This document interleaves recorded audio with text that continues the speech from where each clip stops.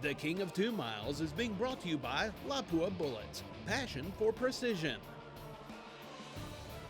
Blackstone with Graphene by IA Coatings, innovation without boundaries.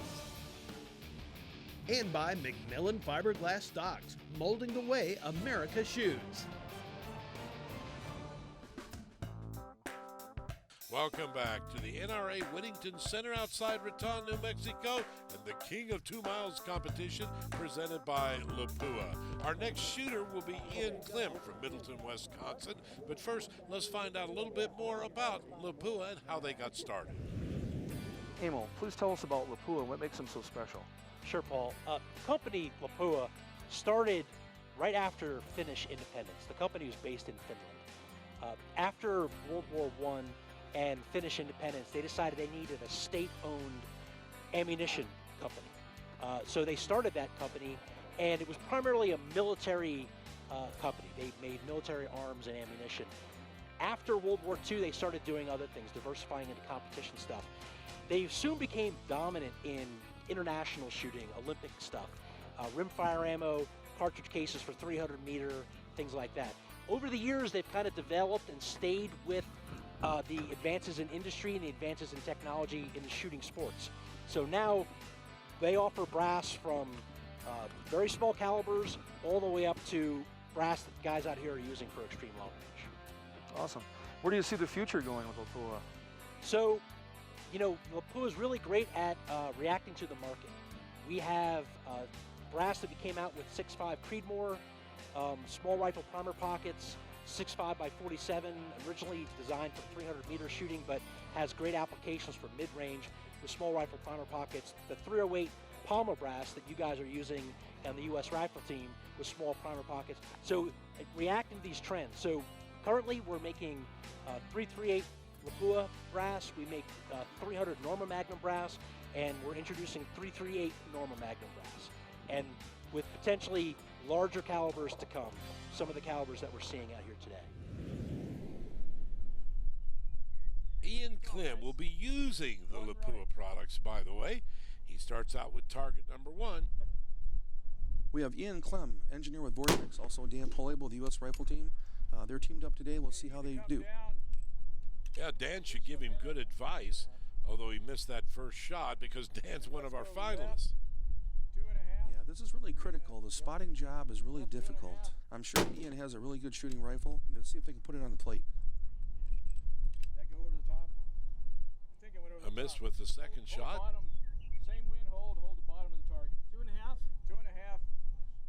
2.5. There you see that Dan's still trying to get him corrected. A minute and a half. Missed another one. And hold. And that's on target 1. And hold right edge. Oh, folks, pressure. He has missed 4 out of 4. Just inside right edge. Just inside center. Left of center. This is his last try. Left of center, bottom edge. He must hit this. This is important. The communication process is so important. Ah, he finally made it. 1 out of 5, but that's all it takes for him to go on to the next round. You see the one right there that hit the target. You've just seen how important it is for the communication process between the spotter and the shooter. Let's see how well I'll do at the second plate.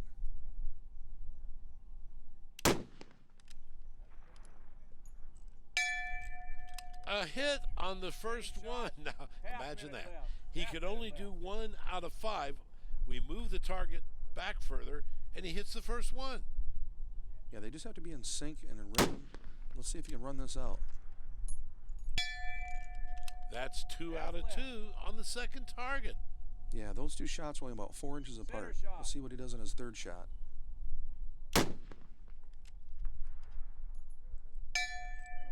Three out of 3, go figure. He had a tough time getting to target 2, but when he got there, he absolutely did 100%. So now, on to target number 3. Yeah, those last 3 shots at the mile plate were only about 10 inches apart, so that rifle's shooting awfully good. And that's a 338 Lapua shooting 300 burgers. Uh-oh, back to his old ways. He missed that one. Let's go left edge of target. Yeah, This is where the spotter really has to concentrate. I don't think he saw that first shot, so they're taking a guesstimate on the second one. That was just And off the to guesstimate left. missed. Yeah. Center shot. All right, pressure Center time shot. again. One last shot. No, unfortunately, not today for Ian Klim. You can see right there, he did great on target 2, but then went completely out on target number 3. Take a pause from the competition, go inside the Whittington Welcome Center and the Frank Brownell Museum. It is home to an incredible historic gun collection. This is a early British flintlock pistol. It's kind of the evolution, the big evolution in firearms when they actually went to a flintlock. Much better than the early matchlocks and the old wheel locks. Much more reliable. It still created a weather problem because the powder it laid here in the pan and it could get wet pretty easy. But you know, after you loaded it through the muzzle, put some powder here, you'd close the frizzen, cock it, and when you did, it would release, this is your flint, and it would hit the steel, creating a spark and opening that and igniting the powder. And what's really kind of unique about this is that clip right there. You know, concealed carry is all the rage in today's world. Well, believe me, it started back in the 1800s when they came up with clips like this where you could actually hook it onto your clothing and put something over it if you wanted to and conceal it. So this is the beginning of what we call concealed carry. There's still more action to come from the King of 2 Miles, presented by Lapua. Stay with us.